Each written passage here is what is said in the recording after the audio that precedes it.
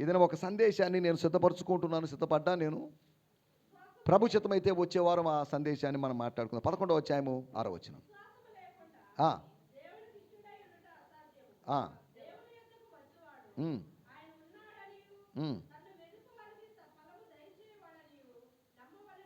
చాలండి. ఇంగ్లీష్, మలయాళం, కన్నడ,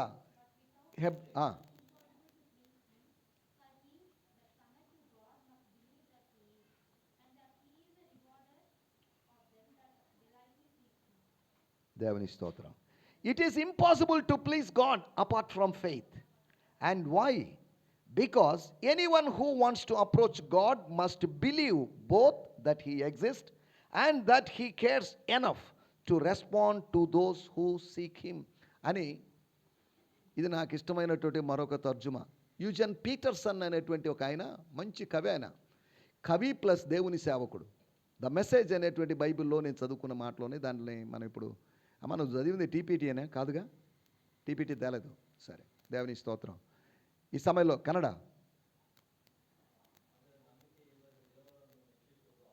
ನಂಬಿಕೆ ಇಲ್ಲದೆ ದೇವರನ್ನು ಮೆಚ್ಚಿಸುವುದು ಅಸಾಧ್ಯ. ದೇವರ ಬಳಿಗೆ ಬರುವ అంటే దేవుని దగ్గరికి వచ్చేవాడు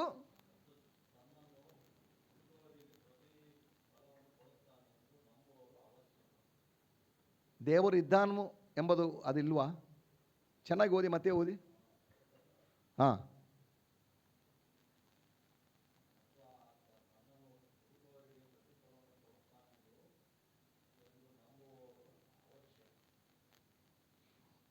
కానీ ఒక పాయింట్ అక్కడ మిస్ అయింది. దేవుడు ఉన్నాడని. Malayalam.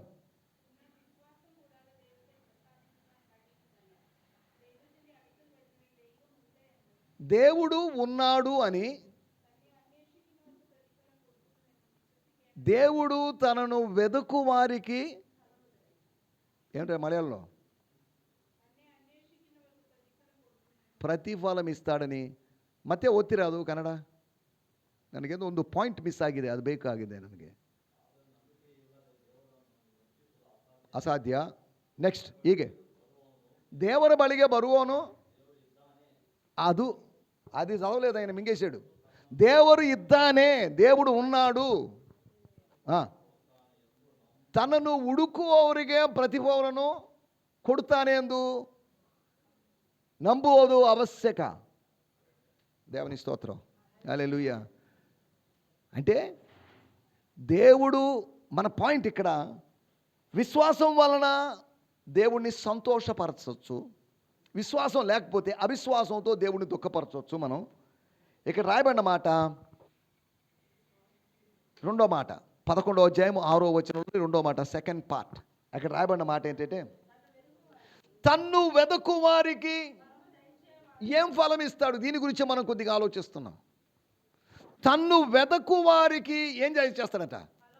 He would give the reward. తన్ను వెదకువారు ఎవరు? విశ్వాసం ఉంచిన వాళ్ళు వెతుకుతారు.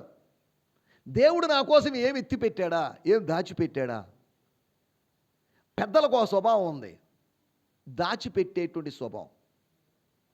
పిల్లలకు ఆ స్వభావం, దోచుకునే స్వభావం. ఏమండి, పెద్దలు ఏం చేస్తారు? మా చిన్నోడికి ఇది, మా చిన్న పాపకి, లేకపోతే పెద్ద బాబుకి ఇప్పుడు చెప్పకూడదు, ఉంటే అమ్మేసుకుంటారని. ఏదో సందర్భంలో చనిపోబోతారు అనుకున్నాను, నాన్న ఇదిగో పలాని డబ్బులు నిన్నే నామినీగా పెట్టాను నేను, నీకు ఒక 5 లక్షలు ముందే చెప్తే వాడు ఏం చేస్తాడు? వాడు ఆమెను చంపేసి, ఇలా ఆయన చంపేసి. అందుకని ఏం చేస్తున్నాడు? వాళ్ళు ఏం చేశారు? ఎవరి కోసం? వాళ్ళకి తెలుసు వాళ్ళు తీసుకొని పోరు ఈ ధనమని. కానీ తన తర్వాత తరం వారికి ఉపయోగపడాలి. దేవుడు కూడా మన కోసం దేన్నో దాచిపెడుతూ ఉన్నాడు. అవి కంటికి కనబడలేదు, చెవికి వినబడలేదు, హృదయానికి గోచరం కాలేదు, అర్థం కాలేదు. ఎవరికి? లోకస్తులకి. మనకైతే స్తోత్రం. 1 కొరింథీయులకు రాసిన పత్రిక 2వ అధ్యాయము 9, 10 వచనాల్లో రాయబడిన మాటలు ఇవి. మనకైతే అనగా విశ్వాసులమైన మనకైతే. కొందరికి అర్థం కావడం లేదు. ఏందిరా దేవుడు ఏం దాచాడు? ఉండు, అది మా కంటికి అది కనిపిస్తే నమ్ముతాం, అది వినిపిస్తే నమ్ముతాం, అది అర్థమైతే నమ్ముతాం అని అనుకుంటున్నారు. దేవుని స్తోత్రం. చదవండి మాట. 1 కొరింథీ 2:9. తనను అందరి కోసం కాదు, తనను ప్రేమించు వారి కొరకు ఏదో సిద్ధపరిచాడండి.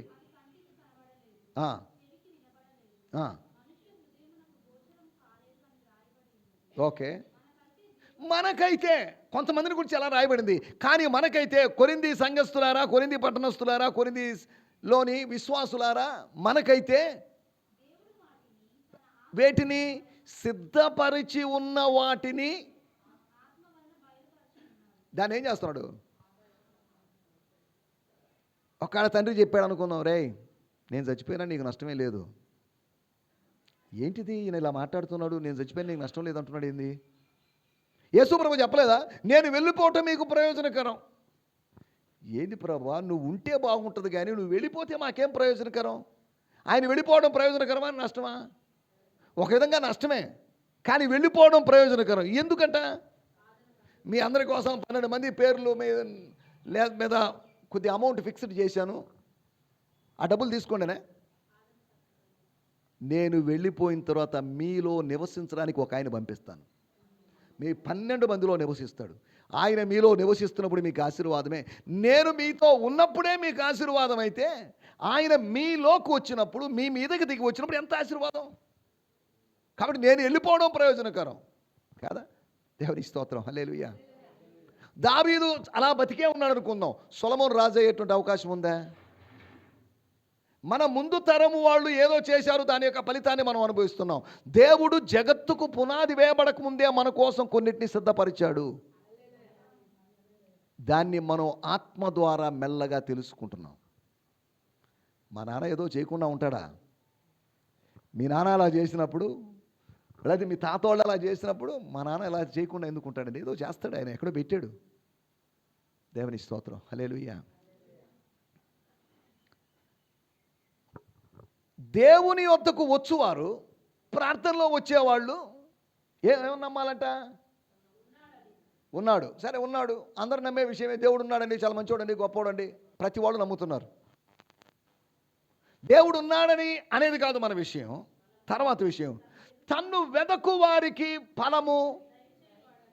అంటే హెబ్రీ పత్రిక 11వ అధ్యాయం మొత్తం దేవునిని వెదికే వాళ్ళ సంఖ్య. హేబేలు మొదలుకొని సమూయేలు వరకు పేర్లు ప్రస్తావించబడ్డాయి. సుమారు 16-17 మంది పేర్లు. మిగతా పేర్లు లేని వాళ్ళు ఉన్నారు. చూసారా? కొందరు రంభముతో కోయబడిరి అని రాయబడింది. ఎవరోళ్ళు మనకు తెలియదు, కానీ చరిత్రలోకి వెళ్తే యెషయా అనేటువంటి ప్రవక్త రంపం చేత కోయబడ్డాడట. ఇక్కడ దానియేలు పేరు చెప్పబడలేదు. దానియేలు యొక్క విశ్వాసం గురించి, వేరు భక్తుల యొక్క విశ్వాసం గురించి రాయబడింది. మనం జాగ్రత్తగా ఆలోచించాల్సిన విషయం ఏంటంటే, తన్ను వెదకు వారికి ఏం చేస్తాడట? కానీ విశ్వాసము ఉంచిన వాడు ఆయన దగ్గరికి వస్తాడు. ఆయన దగ్గరికి వచ్చినవాడు ఆయన దగ్గర ఏదో పొందుకుంటాడు. ఏదో ఒకటి కూడా ఈ రోజుల్లో దొంగ స్వాముల దగ్గరికి, బాబాల దగ్గరికి పూలు తెచ్చుకునే వాళ్ళు లేరా? పూలు తెచ్చుకునే వాళ్ళు లేరా? ఏదేదో తెచ్చుకునే విభూతి తెచ్చుకునే వాళ్ళు లేరా? ఒక మోసం చేసే వ్యక్తే ఏదో ఇవ్వగలిగితే, నిన్ను సృష్టించిన వాడు నీకు ఏదో ఒకటి ఎందుకు ఇవ్వకుండా ఉంటాడు? ఆయన సన్నిధికి వచ్చినప్పుడు నీకు ఏదో ఇవ్వకుండా ఎందుకు ఉంటాడు? తన ఒక డైలమాలో ఉన్నాడు. ఆసాపు అనే భక్తుడు. ఏంటి వీళ్ళు అలా ఆశీర్వదించబడుతున్నారు, మనమేంది ఇలా ఉన్నాం? నాకు అర్థం కావట్లేదు. ఇది ఒక మిస్టరీగా ఉంది. తన దారిద్ర్యము, తన పావర్టీ అతనికి ఒక మిస్టరీగా ఉంది. అందుకని ఏం చేశాడంటే, అసలు దీని గురించి ఏదో సెటిల్మెంట్ చేసుకోవాలి అని దేవుని సన్నిధికి వెళ్ళి 73వ కీర్తనలో ధ్యానించాడు, ప్రార్థించాడు. దాని ఫలితంగా ఆయనకు ఒక విషయం అర్థమైంది. దేవుని సన్నిధికి వచ్చినప్పుడల్లా ఏదో విషయం నీకు అర్థమవుతుండాలి. దేవుని సన్నిధికి వచ్చినప్పుడల్లా ఏదో పొందుకుంటూ వెళ్ళాలి. తను వెదకు వారికి ఫలము ఇస్తే ఇస్తాడు, లేకపోతే లేదండి అని కాదు. ఏమిస్తాడట? He will give you the reward. ప్రతిఫలాన్ని ఇస్తాడు. తన్ను వెదకు కొందరికి అనుందా? తను వెదకు వారందరికీ. తను వెదికే వాళ్ళు ఇండియాలో ఉన్న, అమెరికాలో ఉన్న, ఆఫ్రికాలో ఉన్న, ఏ దేశంలో ఉన్నా తను వెదికే వాళ్ళకి ఏమిస్తాడట? ఇండియా వాళ్ళకి ఫలం ఇచ్చి అమెరికా వాళ్ళకి ఫలం ఇవ్వకపోవడం అలాంటిదే లేదు. అందరికీ ఫలం ఇవ్వాలి. He want to give you something, some gift. అబ్రహాముకు దేవుడు ప్రత్యక్షమయ్యాడు. ఆదికాండం 15వ అధ్యాయంలో ఏమన్నాడు? సంతానం సంగతి కాదు.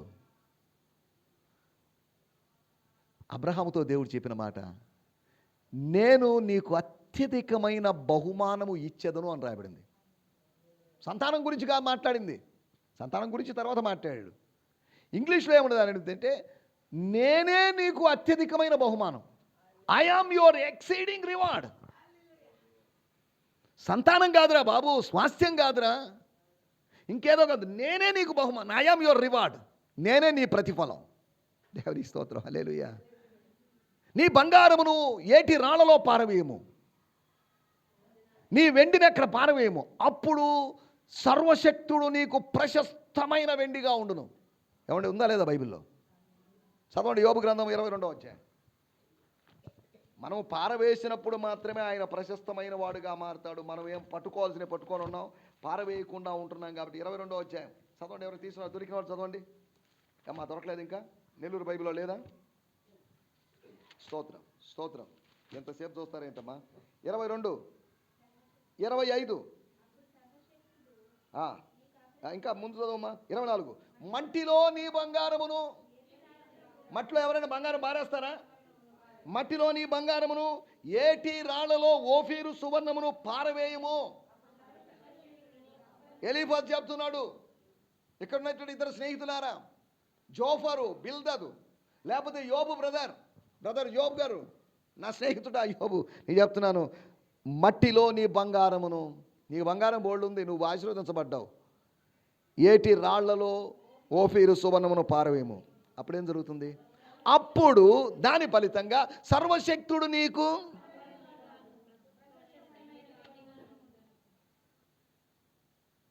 మనకు వెండి బంగారం కాదు కావాల్సింది, దేవుడే మన వెండి మన బంగారం అయితే ఎంత బాగుంటుంది.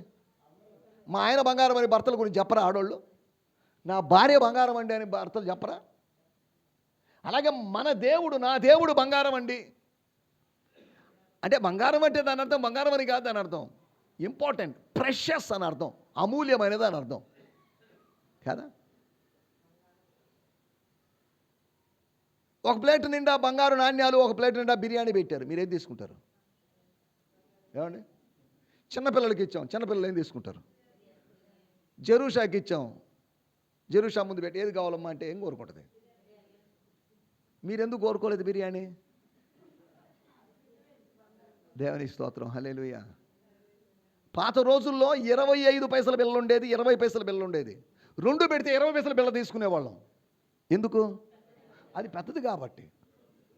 కానీ ఇప్పుడు అవి లేవనుకోండి, అది వేరే విషయం. నేను ఎందుకు చెప్తున్నానంటే, మన ఎంపిక ఎలా ఉంది, దేన్ని సెలెక్ట్ చేసుకుంటున్నావు?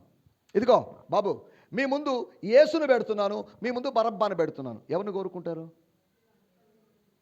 మాకు వద్దండి యేసు వద్దండి, వి వాంట్ బరబ్బాస్. బందిపోటు దొంగ అయినట్టు బరబ్బా మాకు కావాలని ప్రజలు కోరుకున్నారు. మనం దేన్ని కోరుకుంటున్నాం, ఎవరిని కోరుకుంటున్నాం? చూడుడి, నీ ఎదుట దీవెనయు శాపము పెట్టుచున్నాను కదా. నీకు ఏది కావాలో కోరుకోను, చాయిస్ ఈస్ యువర్స్. దేవుడు మనకు జ్ఞానం ఇచ్చాడు, వివేచన జ్ఞానం ఇచ్చాడు, దేన్ని కోరుకోవాలి, ఏదో దాన్నే కోరుకో అని డిమాండ్ చేయడు, నీ ఇష్టం. పండు తినొచ్చు, తినకపోవచ్చు, కానీ తినవద్దు అన్నదాన్ని అన్నారు, తినమన్నదాన్ని అన్నింటినీ మొత్తాన్ని తినేశారు. తినవద్దు అన్నదాన్ని తింటూ ఉండగా తినకూడని దాన్ని తినాల్సిన అవసరమే ఉంది కదా. వాడెవడో వచ్చేసి నువ్వు దేవతలాగా మారుతావు అన్నాడు. ఒకవేళ అవ్వ తెలివి కలిగింది, అదేదో ఆ పని చేయ, నువ్వే తినేసేయకూడదా? నువ్వు దేవతగా మారకూడదా? నాకెందుకు అసలు నువ్వు మారావా? నువ్వు దేవతగా లేవుగా. నువ్వు దేవతగా లేకుండా, దేవుడిగా లేకుండానే నువ్వు అది తింటే ఎలా తెలిసింది నీకు అది తింటే నువ్వు దేవతగా మారుతావని? అంటే పలాని పండు తింటే బాగా తెల్లకి వస్తారని, రంగు వస్తారని తింటేనే తెలిసేది. తినకుండా నీకు ఎలా తెలిసింది? నువ్వు తిన్నావు, తిన్నప్పటికీ నువ్వు ఎలా అయిపోయావు? నువ్వు తిన్నావు, తోటలోంచి తరిమివేయబడ్డావు. ఇప్పుడు మా పరిస్థితి కూడా అంతేగా. నువ్వు తిన్న వాడివైతే దేవతగా మారి ఉండాల్సింది, నువ్వు దేవతగా మారలేదే. దేవతగా మారాలి అని ఆశపడ్డారు, దేవుడుగా మారాలని ఆశపడ్డారు. మనిషి తానున్న స్థితిలో సంతృప్తి చెందకుండా ఏదో స్థితి కోసం తప్పించిపోయి పెద్దోళం అయిపోవాలి, గొప్పోళం అయిపోవాలి కదా. రండి, హలో రండి, నిమ్రోదు కాలంలో ప్రజలు మాట్లాడుకున్నారు. నినివే ప్రాంతానికి దగ్గరలో ఉన్న ప్రజలు మాట్లాడుకున్నారు. షీనారు దేశములో ఉన్న ప్రజలు మాట్లాడుకున్నారు. మనము ఆకాశమునంటూ ఒక గోపురాన్ని కట్టుకొని మంచి పేరు సంపాదించుకున్నాం. అనుకోలేదు వాళ్ళు? ఏమైంది అది? సంపాదించుకున్నారా? ఎన్నో రోజులు కష్టపడ్డారు. కలిసి ఉన్నోళ్ళు విడిపోయారు. నువ్వు సంపాదించుకుంది ఐక్యతను సంపాదించుకోలేదు, నువ్వు విభజన సంపాదించుకున్నావు. పేరు సంపాదించుకోవడానికి వెళ్ళావు, పేరు వచ్చిందా నీకు? ఉన్నదంతా పోయింది. ఏం పేరు నీ పేరు అడిగితే నాకేం తెలుసు. వాళ్ళ భాష ఎవరికి అర్థం కాలేదు, ఒకటి భాష ఒకటికి అర్థం కాలేదు. ఇంతకుముందు గుంపులు గుంపులుగా ఉన్నవాళ్ళు ఇప్పుడు ఒంటరి వాళ్ళుగా మారారు. ఇంతకుముందు కలిసి ఉన్నవాళ్ళు ఇప్పుడు చెదిరిపోయారు. కారణం ఏంటి? పేరు సంపాదించుకుందాము అనేటువంటి పిచ్చి ఆలోచన. కొన్ని పిచ్చి ఆలోచనలు మనల్ని ప్రభు సన్నిధిలో వచ్చి తరిమేస్తాయి కదా. మనం ఏం సంపాదించుకోవాలనుకుంటున్నాం? పేరు ఎందుకు? మీకు పేరు లేదా? ప్రతి వాళ్ళకి వాళ్ళ తల్లిదండ్రులు పేరు పెడతారు. చెడ్డ పేరు ఎవరు పెట్టరుగా? ప్రతి వాళ్ళకి మంచి పేరే పెడతారు. సంతోష్ అనే పేరు పెట్టారు కానీ సంతాప్ అనే పేరు పెడతారా? ఏమండి? సంతోష్ అనే పేరు పెట్టారు, దుఃఖేష్ అనే పేరు ఎవరికైనా పేరు ఉందండి? ఎందుకు లేదు? భాగ్యమ్మ అనే పేరు ఉంటుంది కానీ దరిద్రమ్మ అనే పేరు ఉంది ఎవరికైనా? ఏమండి? ప్రపంచంలో ఎవరికైనా నా పేరు దరిద్రం అండి. ఏందమ్మా దరిద్రం? ఏందమ్మా? దేవుని స్తోత్రం, హల్లెలూయా. ఓ ప్రాంతంలో ఒక ఆయన పేరు అడిగితే పెంటయ్య అని చెప్పాడు. వద్దు, పేరు మారుస్తున్నా, నీకు వేరే పేర్లు మార్చడం. వాళ్ళకేమే ఆమె పేరు నయోమి, లేకపోతే ఆమె పేరు ఏదో క్రిస్టియన్ పేరు ఉంది, ఒక ఆమె పేరు సౌభాగ్యమ్మ, నా పేరు మార్చండి సార్. ఎందుకమ్మా అంత బ్రహ్మాండమైన పేరు పెట్టుకొని? నీ పేరేంటి అని సార్ అంటే పెంటయ్యండి అన్నాడు. ఇమ్మీడియట్గా నీ పేరు మార్చాలి. దేవుని స్తోత్రం. పేరు మార్చాలా వద్దా? పేరు ఎంత అసహ్యంగా ఉంది. అందుకనే వెంటనే నీ పేరు ఇక నుంచి ప్రభుదాస్. దేవుని స్తోత్రం. చాలా బాగుంది సార్.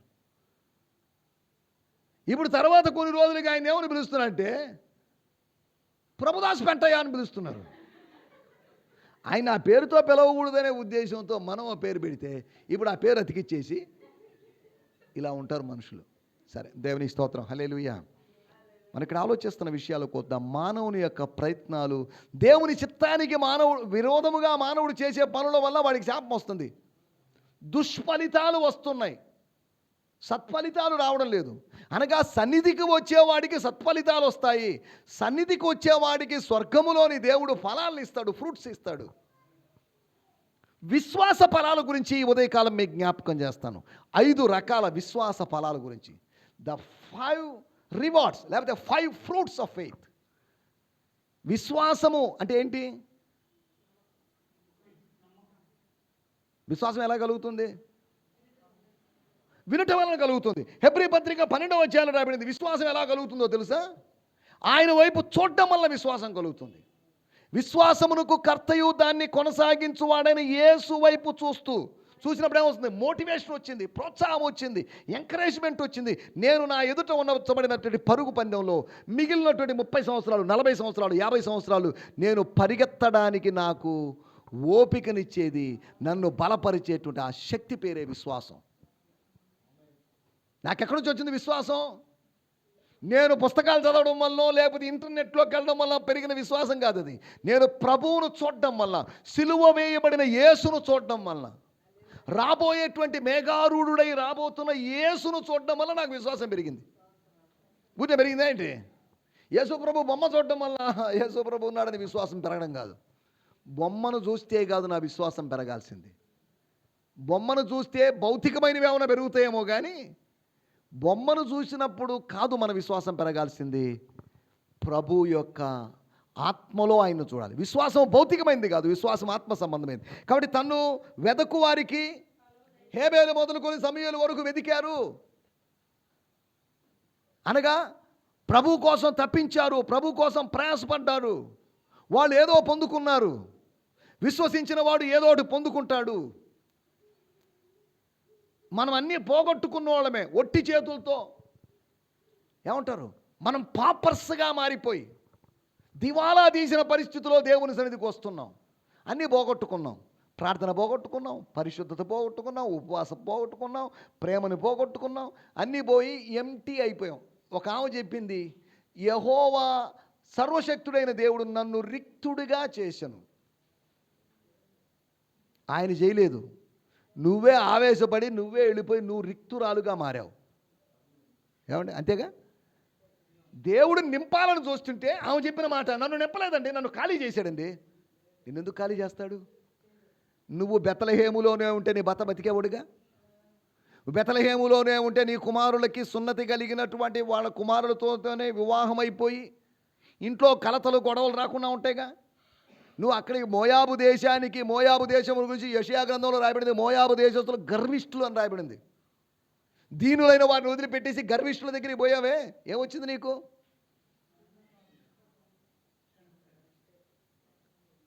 నువ్వు ఒక్క ఆడదానివి, కానీ నీ భర్త, నీ ఇద్దరు కుమారులు వెళ్ళారుగా.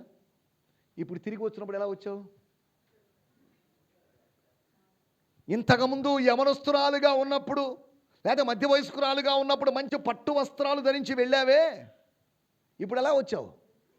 వైధవ్యపు వస్త్రాలతో వచ్చావు నువ్వు. చూసారా? ఇజ్రాయెల్ దేశంలో ఒక్కో వ్యక్తిని వస్త్రాలను బట్టి గుర్తుపెట్టవచ్చు. ఇదో ఇతను భిక్షగాడు వస్త్రాన్ని బట్టి, ఇదిగో ఈమె విధవరాలు, ఇదిగో ఇతను యాజకుడు. ఇలా ఒక్కొక్క వ్యక్తిని వాళ్ళ యొక్క వస్త్రాన్ని బట్టి గుర్తుపట్టవచ్చు. పోయినప్పుడు ఎలా పోయింది? మంచి పట్టు చీర వేసుకొని కాస్ట్లీ శారీతో వెళ్ళింది. తిరిగి వచ్చినప్పుడు వైధవ్యపు వస్త్రాలతో వచ్చింది, విషాదంతో వచ్చింది, బాధతో వచ్చింది. ముఖంలో నవ్వు లేదు. మీరందరూ బెత్లెహేములో ఉండి సస్తారేమో, మేము మోయాబు దేశానికి వెళ్ళి బాగా బతికి మళ్ళీ అవసరమైతే వెనకాలకు వస్తాం అనుకున్నారు. బాగా బతికిన వాళ్ళు, బెత్లెహేములో ఉన్నవాళ్ళు బాగా బతికారు, కానీ మోయాబు దేశానికి వెళ్ళిన వాళ్ళ పరిస్థితి చూడండి. ఈ అమ్మాయి ఎవరు? కొత్త అమ్మాయి లాగుందే. మీకు అక్కడికి వెళ్ళిన తర్వాత ఏమన్నా పాప పుట్టిందా? కాదండి, కోడలు. కొడుకులేరి వారు ప్రభువునందు నిద్రించారు. అంకులేడి? ప్రభువునందు నిద్రించాడు. నువ్వు వెళ్ళి 3 మరణాలు తెచ్చుకున్నావు కదా. దేవుని చిత్తమై ఉన్నటువంటి చోటు, దేవుని నిబంధన స్థలాన్ని విడిచిపెట్టి, రాబోయే రోజుల్లో మెస్సియా ఉద్భవించేటువంటి స్థలాన్ని వదిలిపెట్టి కదా, కొన్ని రోజులకి అక్కడ ఆ దేశాన్ని పరిపాలించేటువంటి ఒక వ్యక్తి పుట్టబోతున్నాడు. ఆయన పేరు దావీదు. అటువంటి ఒక చారిత, నువ్వున్నప్పుడు ఆ స్థలానికి విలువ లేదు, కానీ నీ తర్వాత ఆ స్థలం ఎంత పాపులర్ అయిపోయింది కాలేదా? వాళ్ళు వెళ్ళిపోయారు. వాళ్ళు వెళ్ళిపోయిన తర్వాత కొంతకాలానికి వాళ్ళ యొక్క గ్రేట్ గ్రాండ్ సన్ డేవిడ్, తర్వాత ఒక 14 తరముల తర్వాత యేసు రాలేదా? నయోమి వాళ్ళు ఉన్నప్పుడు ఆ ఊరంత బాలేదేమో, కానీ ఆ ఊరిని గురించి ఒక దేవుని ప్రణాళిక ఉంది. నువ్వు ఉన్న స్థలాన్ని గురించి దేవుని ప్రణాళిక ఉంది, కాబట్టి ఆ స్థలంలోనే ఉండిపో. నీ స్తోత్రం, హల్లెలూయా. మన ఇక్కడ ఆలోచిస్తున్న విషయాల్లోకి వచ్చేద్దాం. తన్ను వెదకు వారికి ఏం దయచేస్తాడంట? దేవునికి ఇచ్చే స్వభావం ఉంది. యాకోబు పత్రిక 1వ అధ్యాయంలో రాయబడింది, తన్ను అడుగు వారికి ఆయన ధారాళముగా దయచేవాడు. ఎవరిని గద్దింపక అడిగిన వానికి ధారాళముగా దయచేసే దేవుడు కాదా. మన తండ్రులు ఒకవేళ 100 రూపాయలు అడిగితే ఇస్తారా? 100 మాటలనే ఇస్తారు.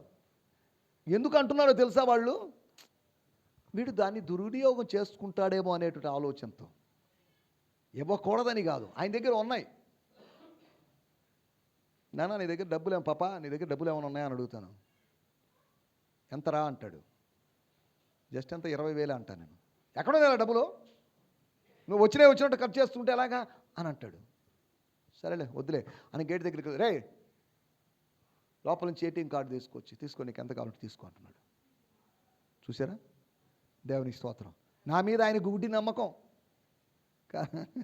ఏటీఎం కార్డు నాకే ఇస్తాడు. గుడ్డి నమ్మకంతో నాకు కార్డు ఇచ్చేవాడు. నువ్వు ఎంత కావాలంటే తీసుకోరండి. అదా సరే పర్లేదు, నాకు 10,000 తెచ్చి లేవు అన్నాడు. చూస్తే దాంట్లో 1,00,000 రూపాయల పైన ఉంది. లేవు అంటున్నాడు ఏంది? ఆయన దగ్గర డబ్బులు పెట్టుకొని ఎందుకు ఇవ్వడం లేదు? అయినా ఎక్కడ దుర్వినియోగం చేస్తున్నామో అని భయం. దేవుడు మనకిచ్చే వనరుల్ని మనం దుర్వినియోగం చేసుకోకూడదు, వాటిని సద్వినియోగం చేసుకోవాలి. నాకు అనుగ్రహించబడిన కృపను నేను దుర్వినియోగము చేయను అన్నారా ఎవరైనా? ఎవరు?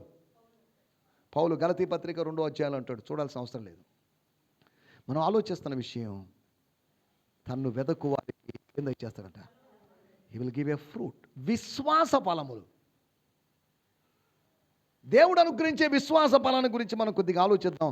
చదువుదాం. మొట్టమొదటి విషయం, దేవుడు అనుగ్రహించినటువంటి విశ్వాస వీరులకి 11వ అధ్యాయము 4వ వచనం. 11:4. విశ్వాసమును బట్టి హేబేలు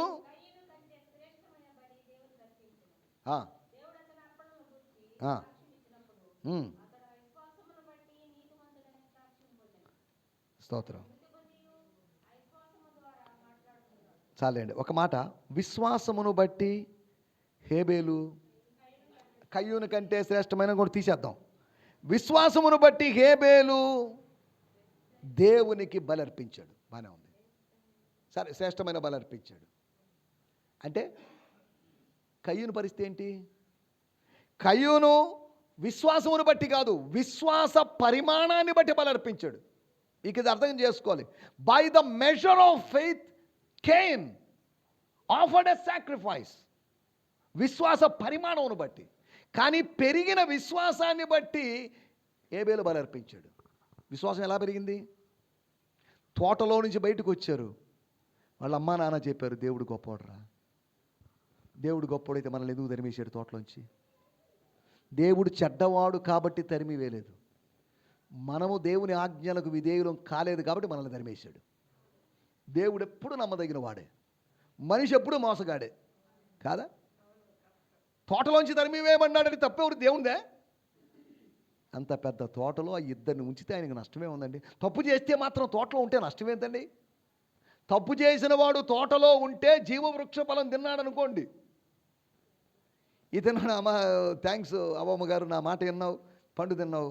ఇంకోటి చెప్తున్నా నీకు, దాన్ని తిన్నావు నేరస్తురాలుగానో పాపిగానో చిరకాలం జీవించే అవకాశం ఉంది. నువ్వేదో అన్నావుగా దేవతలాగా మారుతావు. నేను అట్నే ఉన్నానే, నాలో ఏం మార్పు రాలేదే. సరే, అదేదో జరిగింది, లేదు నాకు కరెక్ట్ ఐడియా లేదు దాని గురించి. కానీ ఇది మాత్రం గ్యారెంటీ చెప్తున్నాను, దాన్ని తిన్నావంటే మాత్రం నువ్వు శాశ్వతంగా బ్రతుకుతావు. అందుకని పాపి శాశ్వతంగా ఉండకూడదు. పరిశుద్ధుడే, ఆయన చిత్తమును నెరవేర్చువాడే నిరంతరము నిలుచును అనేటువంటి దేవుని మాట ప్రకారం, అనే నియమం ప్రకారం. మాట ఇప్పుడు వచ్చిందేమో, నియమం ముందే ఉంది. మాట ఈ మధ్య వచ్చిందేమో, ఆజ్ఞ ఈ మధ్య వచ్చింది. అనే ప్రిన్సిపల్, ఆ కాన్సెప్ట్ అనేది ముందే ఉంది. ఆ ఐడియా అనేది ముందే ఉంది. ధర్మశాస్త్రము నిర్గమకాండం 20వ అధ్యాయంలో ఉందేమో, కానీ అక్కడి నుంచి వచ్చిందేమో, కానీ ధర్మశాస్త్రానికి విరోధమైన విధానంలో దేవుని ప్రజలు జీవించడం దేవుని చిత్తం కాదు. రోమాపత్రిక 2వ అధ్యాయంలో 15వ వచనంలో రాయబడింది, వారు ధర్మశాస్త్రము లేనప్పటికీ, ఎవరైనా చెప్తారా? ధర్మశాస్త్రము లేనప్పటికీ ఏమని రాయబడింది? చదవండి, అది చాలా ప్రాముఖ్యమైన మాట, మీరు అండర్లైన్ చేసుకోవాలి. ధర్మశాస్త్రము లేనప్పటికీ ఎలా ఉన్నారట? కొందరి గురించి రాయబడిన మాట అమ్మా, లేదా ఎప్పుడు చదవలేదా? రోమా పత్రిక 2వ అధ్యాయం 15 14 చదవండి. 14 చదవండి, అర్థమవుతుంది. ధర్మశాస్త్రము లేని అన్ని జనులు, సరే ధర్మశాస్త్రం లేని వాళ్ళు అనుకుందాం, వారు ధర్మశాస్త్రము లేని వారైనను తమకు తామే ధర్మశాస్త్రమైనట్టున్నారు. ఏంటట? తమకు తామే ధర్మశాస్త్రమైనట్టున్నారు. ఇంకా కొద్దిగా ముందుకు వస్తే 15వ వచనం, అట్టివారి మనస్సాక్షి వారి తలంపులు ఒకదాని మీద ఒకటి తప్పు మోపుచు లేక తప్పు లేదని చెప్పుచుండగా ధర్మశాస్త్ర సారము, the essence of the law, ధర్మశాస్త్ర సారం తమ హృదయమందు వ్రాయబడినట్టు. 2 విషయాలు, ఇంపార్టెంట్ విషయాలు, కొద్దిగా డీప్గా ఆలోచిస్తున్నాం. ధర్మశాస్త్రము లేని అన్ని జనులంట తమకు తామే ధర్మశాస్త్రమైనట్టున్నారు, నెంబర్ 1. రెండోది, ధర్మశాస్త్రం యొక్క సారం ఏంటి? ఆ సారం, ధర్మశాస్త్రం యొక్క సారం ఏంటండి? లేదా ధర్మశాస్త్రం యొక్క సారం ఏంటి? నా ప్రశ్న, ధర్మశాస్త్రం యొక్క సారం ఏంటి?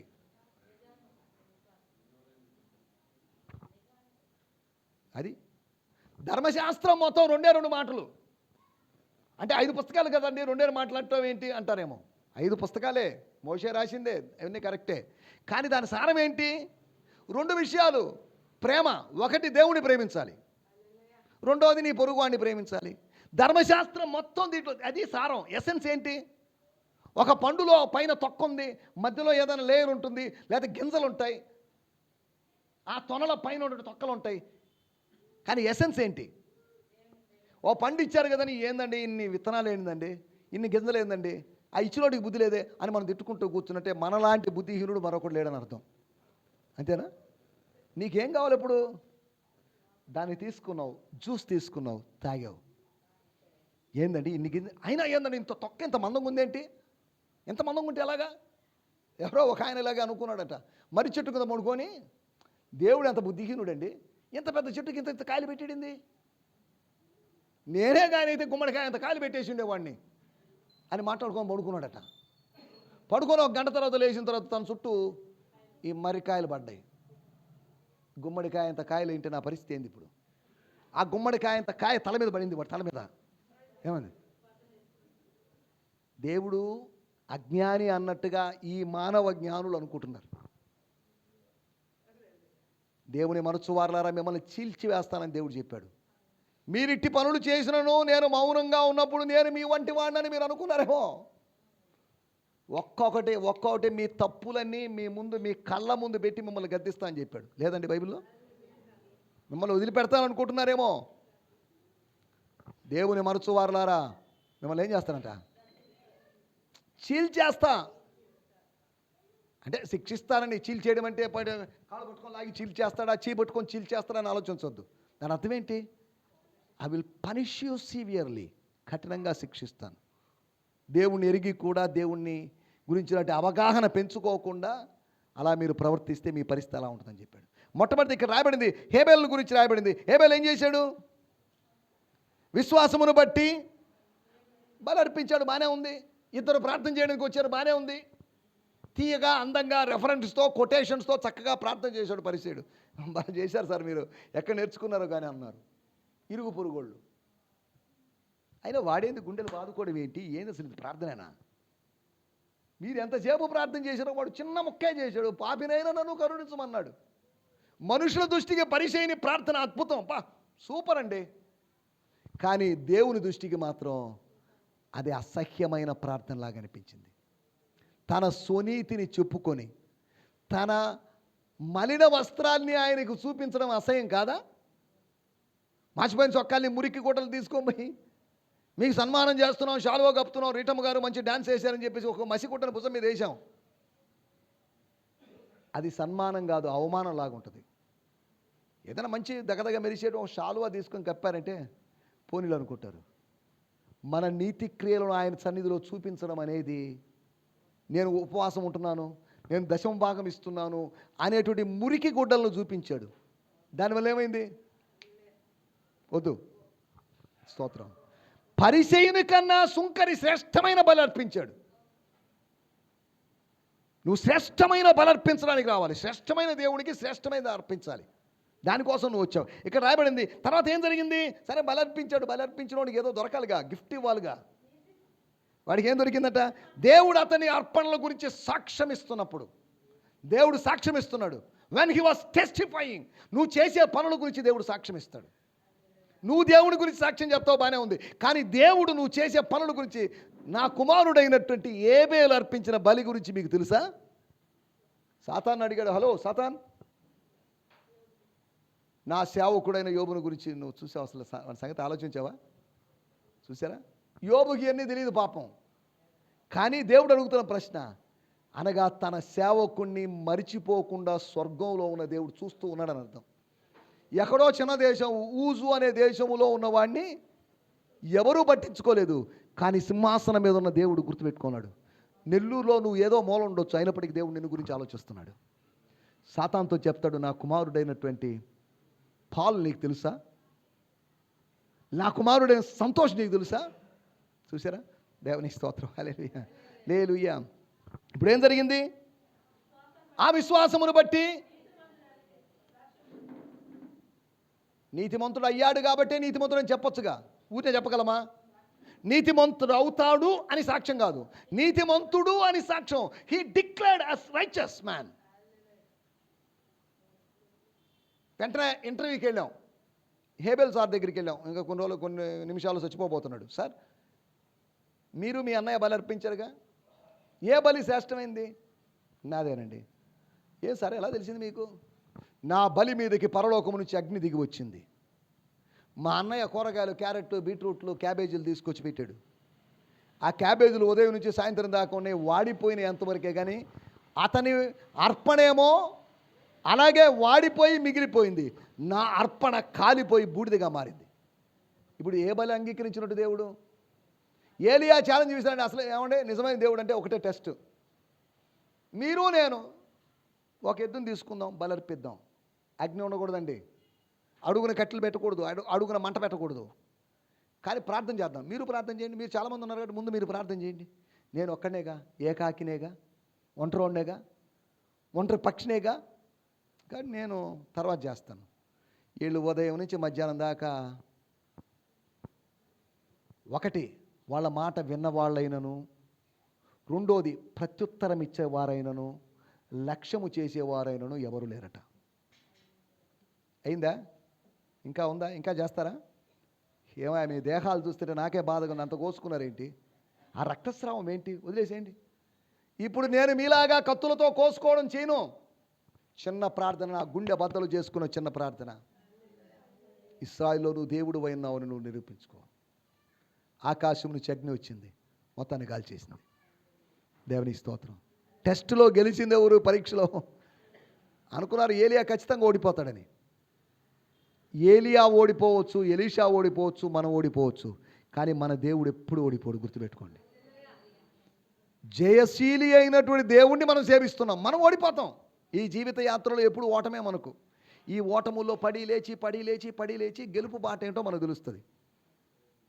ఇక్కడ మనం అర్థం చేసుకోవాల్సిన విషయం ఏంటంటే, అతడు నీతిమంతుడు కాబట్టి, అతడు దేవుని చేత నీతిమంతుడిగా తీర్చబడ్డాడు కాబట్టి నీతిమంతుడని సాక్ష్యము పొందెను. విశ్వాస ఫలం ఇదే, గుర్తుపెట్టుకోండి. The righteousness, the fruit of righteousness. Philippi పత్రిక 1వ అధ్యాయము 8, 9 వచనాల్లో రాయబడింది నీతి ఫలములు అని రాయబడింది. The fruits of righteousness. దేవునికి స్తోత్రం. దేవుని యొద్దకు వచ్చువాడు దేవుడున్నాడనియు, తన్ను వెదకు వారికి ఫలము దయచేవాడు. ఒకటి దేవుడిచ్చే ఫలం, దేవుని దగ్గర నుంచి పొందుకునే ఫలం ఏంటో తెలుసా? నీతి అనే ఫలం. దేవుని స్తోత్రం, హల్లెలూయా.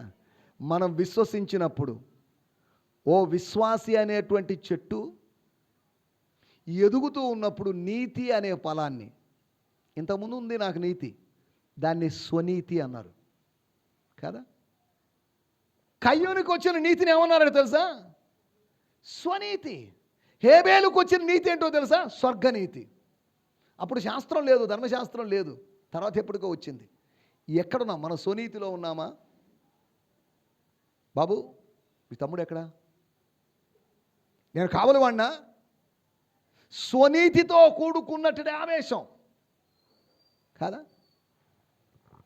ఇలా జరుగుట చూచి అతడు చింతాక్రాంతుడై బహుగా కోపగించి అని యోనా గురించి రాయబడింది. 1,20,000 మంది ప్రజలు లక్ష్యం పడితే సంతోషించాల్సినోడు పోయి వీళ్ళు నాశనం కాలేదు వీళ్ళు అని కోపగించుకున్నాడు. ఒకవేళ యోనా సంతోషపడాలంటే దేవుడు 1,20,000 మంది చంపేసింటే యోనాకు సంతోషం కలిగేది. నీ సంతోషం కోసం దేవుడు మనుషుల్ని చంపేవాడు కాదు. మన సంతోషం కోసం దేవుడు అటువంటి పనులు చేయడు. దేవుని స్తోత్రం, హల్లెలూయా. అవసరమైతే ప్రజల రక్షణ కోసం మనం చనిపోవడానికి దేవుడు అనుమతిస్తాడు అంతవరకే, కానీ మన సంతోషం కోసం ప్రజల మరణాన్ని దేవుడు అనుమతించడు. ఈ మధ్యకాలంలో ఒక విషయం చెప్తా. కాలిఫోర్నియా రాష్ట్రంలో మనకు టాలీవుడ్, బాలీవుడ్, మాలీవుడ్ ఉన్నట్టుగా అక్కడ హాలీవుడ్ ఉంది. వాళ్ళు ఏదో చేశారని చెప్పేసి మనోళ్ళు పిచ్చి ప్రసంగాలు చేస్తున్నారు. వాళ్ళు దేవుడిని ఎగతాళి చేశారు, దేవునికి 0 మార్కులు అన్నారు, దేవుడు లేని నగరంగా కాలిఫోర్నియా నగరం చేశారు, అందుకే నగరం గాలిపోయిందని బుద్ధి లేని ప్రసంగికులు ప్రసంగిస్తున్నారు. చూసారా? అరే బాబు, అమెరికాలో ఇప్పటి వరకు 1000 వైల్డ్ ఫైర్స్ జరిగాయి. అలాగైతే అడగాల్సిన ప్రశ్న, 2020 సంవత్సరం సునామీ వచ్చిందే, భారతదేశంలో మీరు గేలు చేశారని వచ్చిందే? క్రైస్తవులకు రాలేదా? ఎవరికి మన ఏమంటారు, కరోనా రాలేదా? అంటే వచ్చిందా లేదా? ఇక్కడ కరోనా వచ్చిన వాళ్ళు ఎంతమంది ఉన్నారు? ఎవరు లేరు. మీరు దేవుని గేలు చేస్తే వచ్చిందా ఏంటి? ఎందుకు వచ్చింది? మనోళ్ళు ఒక ప్రసంగి, ఈ టీవీ ప్రసంగికులందరూ ఇటువంటి చెత్త చెప్తుంటారు. నాకు అదే బాధ. దేవుని యొక్క వ్యక్తిత్వాన్ని అవమానపరుస్తున్నారు వీళ్ళు. అరే బాబు, అది ఏం మీటింగ్? అది golden globe film awards. Film అవార్డ్స్లో యేసుప్రభు మంచి దేవుడు అండి, యేసుప్రభు గొప్ప దేవుడు అని చెప్తారా ఏంటి? ఏమండి, అక్కడి నుంచి మనం ఏం ఎక్స్పెక్ట్ చేయాలి? అక్కడ కూడా దేవుడు మహిమపరచలేదు. సరే, దేవుడు మహిమపరచలేదు. నా ప్రశ్న, ఒక ప్రసంగికుడు, పెద్ద ప్రసంగికుడు ఒక ఆయన ఉన్నాడు. ఆయన, సార్ నాకు చిన్న డౌట్ ఉందండి, దేవుని గేలి చేసిన 5 రోజుల తర్వాత మంటలు వచ్చే ముందే దేవుడు ఎందుకు కాల్చకూడదు? ఏమండి, సరే ప్రశ్న మళ్ళీ, దేవుడు హాలీవుడ్ వాళ్ళు చేసిన దానికి కాలిఫోర్నియాలో వేరే వాళ్ళని ఎందుకు కాల్ చేశాడు? నేను చెప్పాను, 2 చర్చలు కాలిపోయినాయి. మన ప్రసంగాలు చాలా ప్రమాదకరమైన ప్రసంగాలుగా ఉన్నాయి, గుర్తుపెట్టుకోండి. దీనికి వాళ్ళు చేసిన దానికి సంబంధం లేదు. ఎక్కడో 1906 సంవత్సరంలో, కానీ ఈ మధ్య నాకు ఒక పోస్ట్ పెట్టాడు. 1906 సంవత్సరంలో ఎలెన్ జి వైట్ అనేటువంటి ఒక సిస్టర్, సెవెంత్ డే అడ్వెంటిస్ట్ అనేటువంటి సంస్థ నాయకురాలు, ఆమె ప్రవచనం చెప్పింది, కాలిఫోర్నియాలో లాస్ ఏంజల్స్లో ఇలా మంటలు జరుగుతాయి, దేవుడు నాకు చూపించాడు అని. దాని గురించి ప్రవచనం చెప్పిన వాళ్ళు ఉన్నారు. నా మాటల యొక్క ఉద్దేశం, దేవుని శిక్ష మనము దాని గురించి వక్రీకరించి వ్యాఖ్యానించకూడదు. మనోళ్ళు చేసే పనులు ఏది రాగానే వెంటనే హాలీవుడ్ ఏం లేదా, అటైతే మన ఏమంటారు, మన ఇండియాలో దాన్ని ఏమంటారు, అది హాలీవుడ్, మన దాన్ని ఏమంటారు, బాలీవుడ్, టాలీవుడ్, మాలీవుడ్, కోలీవుడ్ లేవండి? ఏమంటే ఉన్నాయా లేవా? వాళ్ళ మీద ఏం మంటలు రాలేదే? వీళ్ళందరూ దేవుని కనపరుస్తున్నారా? ఈ బాలీవుడ్ వాళ్ళందరూ దేవుని కనపరుస్తున్నారా ఏంటి? ఎవరు ఒక ఆయన సినిమా యాక్టర్ ఇంటి మీద దాడి చేసి, మంచి రిచ్ సౌండ్ పార్టీ ఆయన మీద దాడి చేశారే, ఆయన దేవుని గేలి చేశాడా? మనోళ్ళు చేసే ప్రసంగాలన్నీ దేవుని యొక్క వ్యక్తిత్వాన్ని అవమానపరిచే ప్రసంగాలు లాగున్నాయి. ఎన్ని జరుగుతాయి? ప్రకృతి విలయ తాండవం ఇవన్నీ జరుగుతుందని దేవుని వాక్యంలో ముందుగానే జరిగింది. దేవుని బిడ్డలు ఎంతోమంది భూస్థాపన కూడా చేయకుండా, సమాధి చేయకుండా పడేసినట్టు బాడీస్ లేవండి కరోనా టైంలో. మళ్ళీ ఏం మాట్లాడుతున్నారు, వాళ్ళు ఏదో గేలి చేశారు అందుకని మంటలు వచ్చాయని. అలాగైతే మన భారతదేశంలో అందరూ దేవుని పొగుడుతున్నారు, యేసుప్రభుని తిడుతున్నారు, పిచ్చిగా తిడుతున్నారు. కరుణాకర్, సుగుణ, మనోహర్ దాస్ ఈ కాలడం లేదే? ఏమండి, హైదరాబాద్ గాలిపోవాలిగా, నెల్లూరు గాలిపోవాలిగా దేవుడు దూషించిన దేవుడు. అలాగా దేవుడు న్యాయాధిపతి అయిన దేవుడే, కానీ అలాగని శిక్షను త్వరితంగా చేసి, నేను అడిగిన ప్రశ్న, అలాగైతే వాళ్ళు 5 రోజుల క్రితం వాళ్ళు దూషిస్తే 5 రోజుల తర్వాత దేవుడు కాల్చడం అన్యాయం అండి. వెంటనే వీళ్ళు ఇక్కడ తిడుతున్నారు, అక్కడ మంటలు వస్తున్నాయి, వీళ్ళు తిట్టడం పెంచారు, మంటలు పెరగాలి, అది జరగాలి. అది జరిగిందే? దయచేసి మీరు అక్కడెక్కడ ఈ ప్రసంగాలు విని వాస్తవాలు అనుకోద్దు. ఇవన్నీ పాక్షిక సత్యాలు మాత్రమే, ఇవి పూర్తి సత్యాలు కాదు. వాక్యానికి విరుద్ధమైనటువంటి ఆలోచనలు ఇవన్నీ. అందుకని దయచేసి వీలైనంత వరకు వాళ్ళకి చెప్పే మాట, వీలైనంత వరకు టీవీలు, న్యూస్ పేపర్స్ చూడొద్దు. దాన్ని మించిన దరిద్రం మరొకటి లేదు. నానా చెత్త అబద్ధాలే వస్తున్నాయి దీంట్లో. మీడియా మొత్తం అబద్ధాలే, క్రిస్టియన్ మీడియా అంత అబద్ధాలే. వాక్యం చదవండి, వాక్యం మాత్రమే మనల్ని ధైర్యపరిచి, బలపరిచి, అసలు సిసలైన విధానాలు చూపించేది. ఇతర పట్టణ వాళ్ళకి ఇంకా ఈ కూర్చొని టీవీలు చూస్తా, సినిమాలు చూస్తా, నానా చెత్త విని మన మైండ్ని వాక్యాన్ని విరుద్ధంగా చేసుకోవద్దు. టీవీ చూడొద్దు. మీరు పీస్ఫుల్గా ఉండాలని టీవీ చూడకూడదు. నన్ను అడిగితే ప్రశాంతంగా ప్రభు సన్నిధిలో గడపని, ప్రార్థన చేయండి, స్తోత్రం చెప్పుకుంటూ కూర్చోండి. ఎంత ప్రశాంతంగా ఉంటుంది. ఇజ్రాయెల్లో ఏదో జరుగుతుందని లేనిపోని చెత్తంతా చదువుతున్నాం మనం. ఇజ్రాయెల్లో ఏం జరుగుతుందనేది ప్రాముఖ్యమైన విషయం కాదు. నాలో, మన మధ్యలో దేవుడు ఏం చేస్తున్నాడు అనేది ప్రాముఖ్యమైన విషయం. ఇది అవసరం లేదు. ఎక్కడో ఇజ్రాయెల్ దేశంలో జరిగే వ్యవహారాలని మనకెందుకండి? ఆఫ్ఘనిస్తాన్లో ఏం జరిగిందో మనకెందుకు? ఇవి మన ప్రజల యొక్క ఆలోచన విధానాలు, మన పాస్టర్ల యొక్క ఆలోచన విధానాలు. రెండో విషయాన్ని నేను మీకు జ్ఞాపకం చేస్తున్నాను. ప్రభు దగ్గరికి వచ్చేవాడు, దేవుని దగ్గరికి వచ్చేవాడు ఫలాన్ని ఇస్తాడు. ఏం ఫలాన్ని ఇస్తాడని చెప్పుకున్నాం? 1 నీతి ఫలాన్ని ఇస్తాడు. రెండోది 11వ అధ్యాయం 7వ వచనం. విశ్వాసమును బట్టి, అందరూ విశ్వాసం బట్టి, ప్రతి వాళ్ళకి విశ్వాసం ఉంది. వాళ్ళకి వాక్యం ద్వారా విశ్వాసం ఉంది. ధర్మశాస్త్రం లేనప్పటికీ విశ్వాసం వచ్చింది. ఆ, ఆ, ఆ. తన ఇంటి వారి రక్షణ కొరకై, తన ఇంటి వారి రక్షణ కొరకై. నోవాహు 120 సంవత్సరాలు సువార్త ప్రకటించాడని పాట రాశారు మనోళ్ళు. వాక్యం చెప్తుంది నీ ఇంటి వారి రక్షణ కోసం. ఎవరి కోసం అంట? అందరి కోసం కాదు. నీ భార్య, నీ కొడుకు, నీ కొడుకులు, నీ కోడళ్ళు, వీళ్ళ రక్షణ. 8 మంది అంతే. వీళ్ళ కోసం ఆ పెద్ద ఓడను దేవుడు నిర్మించమని చెప్పాడు. అందరినీ దేవుడు ఏర్పాటు చేసుకోలేదు, కొందరిని దేవుడు ఏర్పాటు చేసుకున్నాడు. అలాగని దేవుడు పక్షపాతి కాదు, దాంట్లోకి మనం అనలేదు. మనం జాగ్రత్తగా ఆలోచించాల్సిన విషయం. నీ ఇంటి వారి రక్షణ కోసం, నీ ఇంటి వారి రక్షణ కోసం మాత్రమే దీన్ని నిర్మించుకో. జెరికోకి వెళ్ళాడు, అందరిని రక్షించేసాడే ఏంటి? అక్కడ ఉన్నటువంటి ఒక్క కుటుంబం, జక్కయ్య కుటుంబం మాత్రమే కాదా? బేతనీయకు వెళ్ళాడు, అన్ని కుటుంబాలు రక్షించేసాడా? ఒక్క కుటుంబం. ఎవరు? బేతనీయలోకి వెళ్ళి దేవుడు కార్యం చేసిన కుటుంబం ఏదండి? మరియా, మార్తా, లాజర్లు బేతనీయలో ఉన్నారు. ఏ బేతనీయలో మేరే ఇళ్ళు లేవా? దేవుని వాక్యంలో రాబడింది, ఇశ్రాయేలు దేశములో అనేక మంది కుష్ఠరోగులు ఉన్నప్పటికీ సిరియా దేశస్థుడైన నయమాను తప్ప ఎవరు బాక్కాలేదు. రాయబడలేదా? లూకా సువార్త 4వ అధ్యాయంలో. ఇశ్రాయేలు దేశములో అనేక మంది విధవరాలు ఉండేను, ఏలియా ఒక్క విధవరాల దగ్గరికే పంపించబడ్డాడు. ఏమండి అంతేనా? ప్రభా, ఈ దుర్మార్గురాలైన విధవరాలు కాకుండా కొద్ది ప్రార్థనా పరురాలైన విధవరాలు ఉంటే అక్కడికి నేను వెళ్తాను అన్నాడేంటి? ఆ ప్రార్థనా పరురాలు కాకపోవచ్చు, ఆమెను ప్రార్థనా పరురాలుగా నువ్వు మార్చవచ్చు. దాన్ని మనం చేయకుండా ನಾವು ప్రార్థనా పరులే కావాలి, పరిశుద్ధులే కావాలి, భక్తి కలిగిన వాళ్ళు కావాలి అని అనుకోవడంలో ఎటువంటి అర్థం లేదు. దేవుని స్తోత్రం. రెండో విషయం, తన ఇంటి వారి రక్షణ కొరకు. యెరికోలో చాలామంది ఉన్నారు, కానీ రక్షింపబడింది ఒకే ఒక్క కుటుంబం మాత్రమే. ఎవరి కుటుంబం? రాహబు కాదా?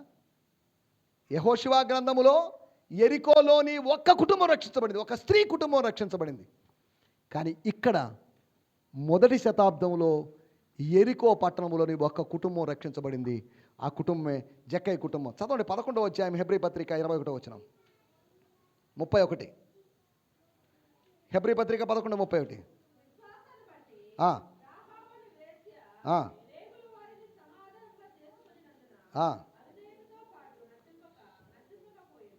దేవుని స్తోత్రం, హల్లెలూయా.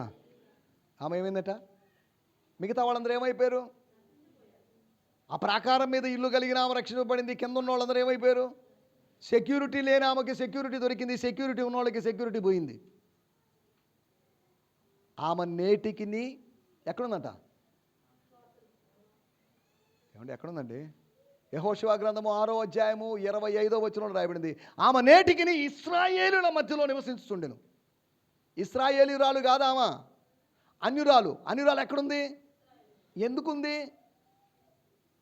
దేవుడు ఆమెను అలా చేర్చాడు. రూత్ ఎవరు? అన్యజనురాలు. కానీ అన్యజనురాలు ఏమైపోయింది? ఇప్పుడు యేసుక్రీస్తు వంశావళిలో ఒక పేరు, ఆమె పేరు. మనం జాగ్రత్తగా ఆలోచించాలి. రెండో విషయము, విశ్వసించిన వారికి దొరికేటువంటి ఫలం, దేవుడు దయచేసే ఫలం, రక్షణ ఫలం, ద ఫ్రూట్ ఆఫ్ సాల్వేషన్. చదవండి ఒక మాట, మొదటి పేతురు పత్రిక 1వ అధ్యాయము 8-9 వచనాలు. బాబు వీళ్ళు క్యాటరింగ్ వాళ్ళు వెళ్ళారా? త్వరగా. స్తోత్రం. మీరు ఆయన్ను చూడకపోయినా నువ్వు ప్రేమించుతున్నారు.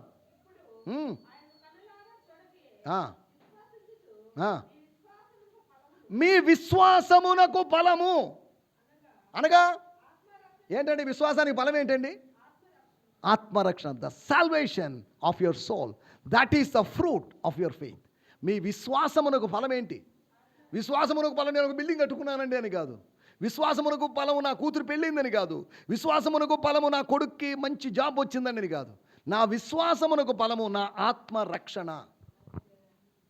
నోవహు కుటుంబం ఏమైంది? రక్షణ పడింది. రాహబు కుటుంబం ఏమైంది? దేన్ని బట్టి? విశ్వాసమును బట్టి. దేవుడు అనుగ్రహించిన విశ్వాసమును బట్టి. ఆ విశ్వాసం ఒక ప్లాన్ ఇచ్చింది. ఆ ప్లాన్లోకి వాళ్ళు ప్రవేశించారు. ఆ ప్రణాళికలోకి ప్రవేశించినప్పుడు వారు పరిరక్షించబడ్డారు. రెండో విషయం, ఒకటి విశ్వాస బలం ఏమని చెప్పుకున్నాం, నీతి, రైచియస్నెస్. రెండోది విశ్వాస బలం రక్షణ, రక్షణ ఫలం. మూడో విషయాన్ని నేను మీకు జ్ఞాపకం చేస్తాను. హెబ్రీయులకు రాసిన పత్రిక 11వ అధ్యాయం 11వ వచనం. స్తోత్రం.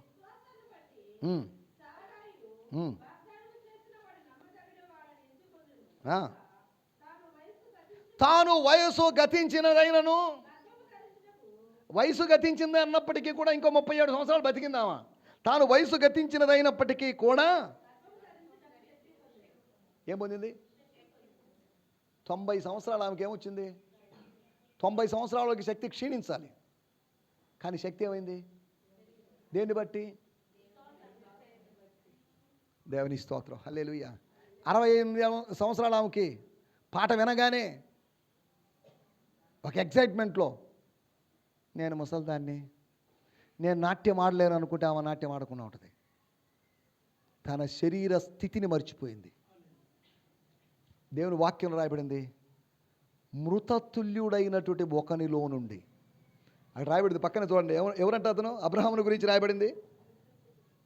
12వ వచనం, అందుచేత మృతతుల్యుడైన, హీ వాస్ పార్షియల్లీ డెడ్ అనగా దాని అర్థం పాక్షికంగా సచ్చిన వాడు లాగున్నాడు. కూర్చుంటే లేవలేడు, లేస్తే కూర్చోలేడు. అది అబ్రహాం పరిస్థితి. ఎలాంటి వాడట? మృతతుల్యుడు. తుల్యము అంటే సమానం, మృతతుల్యుడు అంటే ఏమన్నా ఇన్సూరెన్స్, శవం లాంటి, శవము లాంటి అబ్రహామును సంతానముతో దేవుడు ఆశీర్వదించాడు. దేవుని స్తోత్రం, హల్లెలూయా. వాళ్ళ యొక్క శక్తిని దేవుడు నూతన పరిచాడు. నీ యొక్క స్ట్రెంత్ రిన్యూ దేవుడు చేస్తాడు. నేను రోగిష్టిగా ఉన్నాను అనుకోదు. రోగిష్టిగా ఉండడానికి దేవుడు మనల్ని పిలవలేదు, గుర్తుపెట్టుకోండి. ఆరోగ్యవంతులుగా ఉండడానికి దేవుడు మనల్ని పిలిచాడు. 900 సంవత్సరాలు బతికినోడికి ఎటువంటి షుగర్ లేదు. ఆదాముకి షుగర్ లేదు. హానోక్కి ఏమైనా షుగర్లు ఏమైనా ఉన్నాయా? దీర్ఘకాలంగా 960 సంవత్సరాలు వీళ్ళకి బీపీలు షుగర్ లేవు. కానీ 70 సంవత్సరాలు బతికే మనకు ఎన్ని జబ్బులు చూడండి. 70 సంవత్సరాలు బతికే మనకు కనీసం 70 జబ్బులు ఉంటాయి, ఉండవా? షుగర్ ఉంటాయి కదా, sugar, BP, low BP, high BP. ఇదేదో ఈమె దేహం విచిత్రంగా ఉందని ఒక డాక్టర్ చెప్తున్నాడు. కొన్ని రోజులు లో బీపీ సార్, కొన్ని రోజులు హై బీపీ. ఇదేంటిది? విచిత్రం, ఆమె శరీరం విచిత్రం.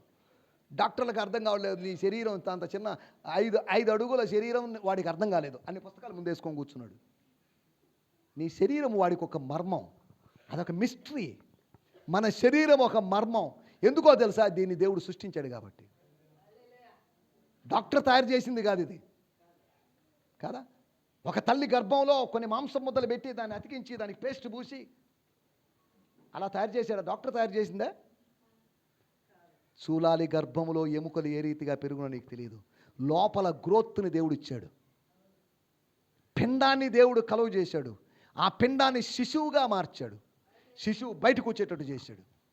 ఇది దేవుని పని. బయటికి లాగేది డాక్టర్ పని, అంతవరకేగా. కట్ చేసేది డాక్టర్ పని. అంబ్లికల్ కార్డు కట్ చేస్తాడు, ఇది వాడి పని. దీనికి ఈ మాత్రం దానికే 20,000 30,000 తీసుకున్నావే, కాదా? పెరిగిన గడ్డను తొలగించడానికి 30,000 40,000 తీసుకున్నావే, కాదా? ఆ గడ్డను మాయం చేయగలిగిన దేవునికి ఎంత నువ్వు చెల్లించాలి? దేవుడు మన దేహం మీద అధికారం కలిగి ఉన్నాడు. స్తోత్రం. నీ దేహము దేవుని ఆలయం. దీని మీద ఆయనకి అధికారం ఉంది. దీని మీద డాక్టర్కి అధికారం లేదు. దీని మీద దేవునికి మాత్రమే అధికారం ఉంది. ఆమె శరీరం ఏమైపోయిందట? ఆమెకి ఈయనకి పెద్ద 10 సంవత్సరాల గ్యాపే. ఆమె ఏమైందట? వయసు గతించినదైనను.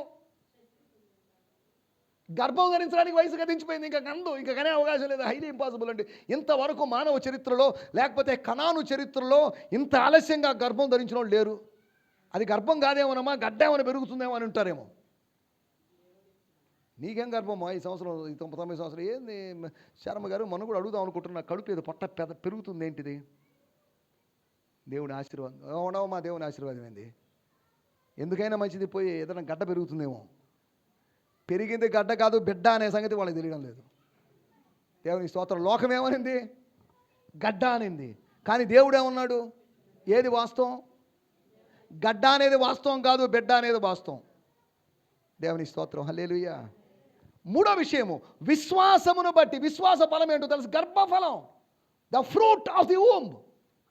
గర్భఫలము అనేటువంటి ఆశీర్వాదం.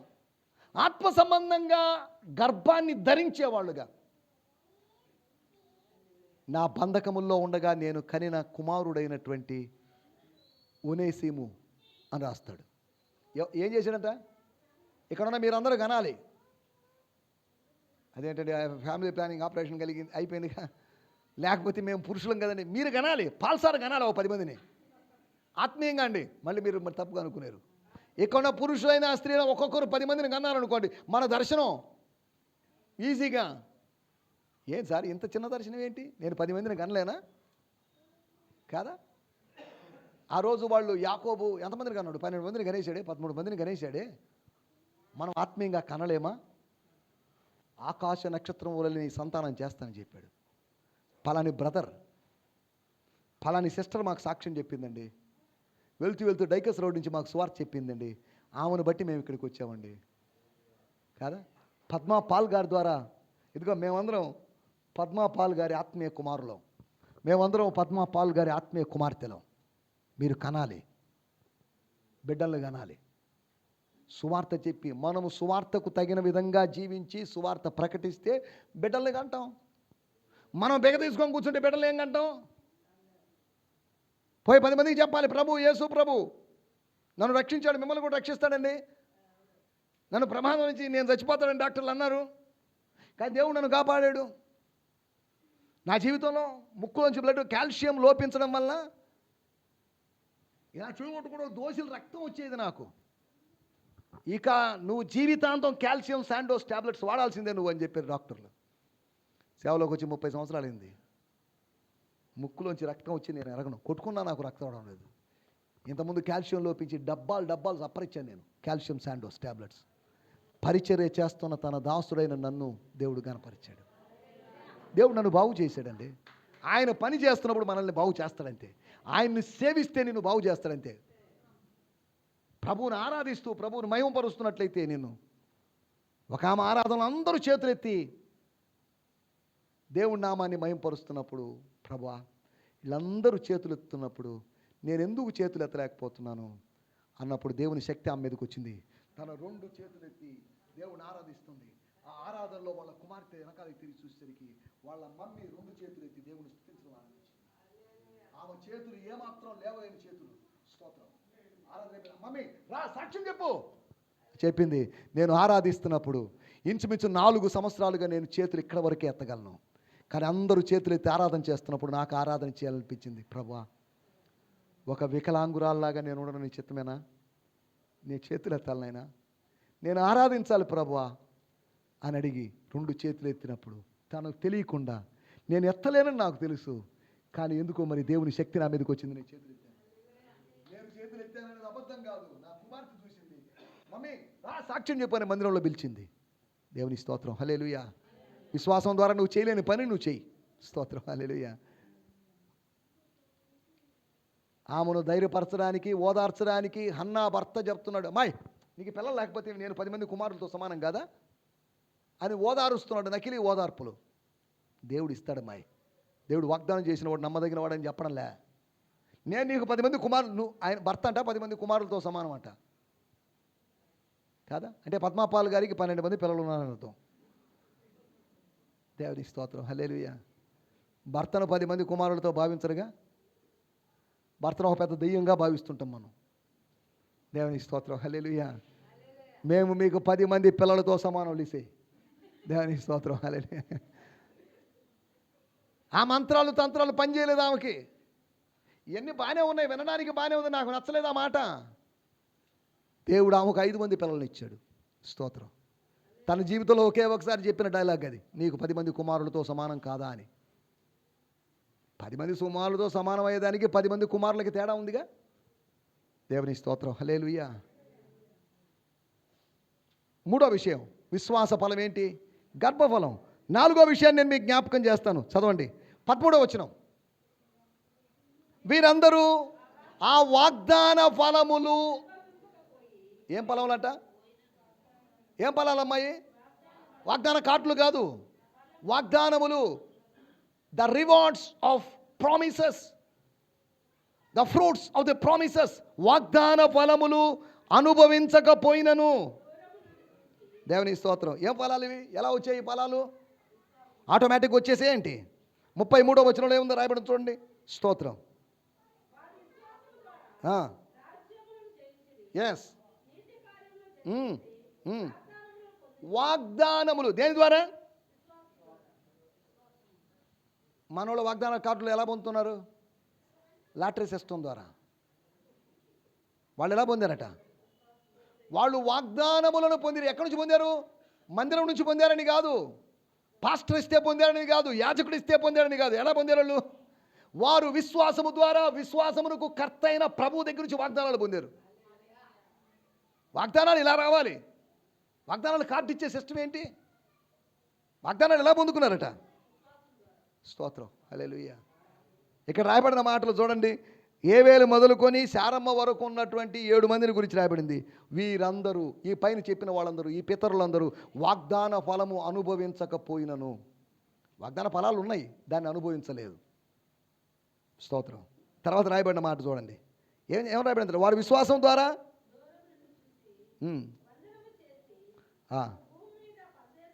చూడండి. ఇంకో మాట కూడా చదవండి. 39వ వచనం. ఈ వీరందరూ విశ్వాసము ద్వారా సాక్ష్యము పొందిన వారై.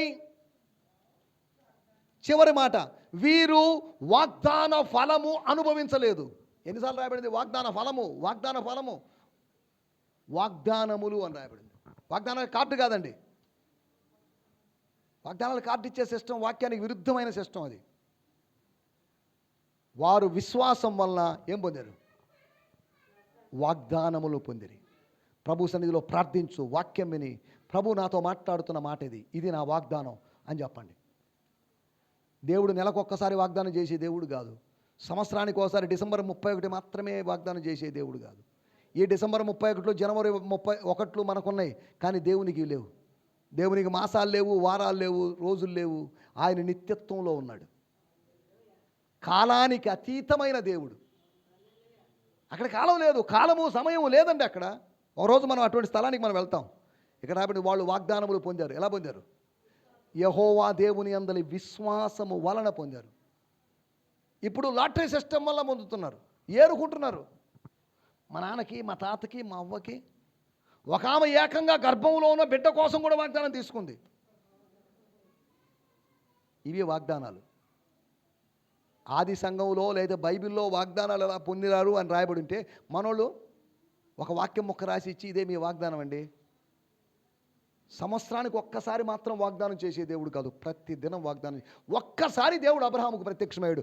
ఆదికాండం 11వ అధ్యాయంలో ఒక్కసారి 7 వాగ్దానాలు చేశాడు. ఆదికాండం 12వ అధ్యాయం 1, 2, 3 వచనాలు చదవండి. ఎన్ని వాగ్దానాలు?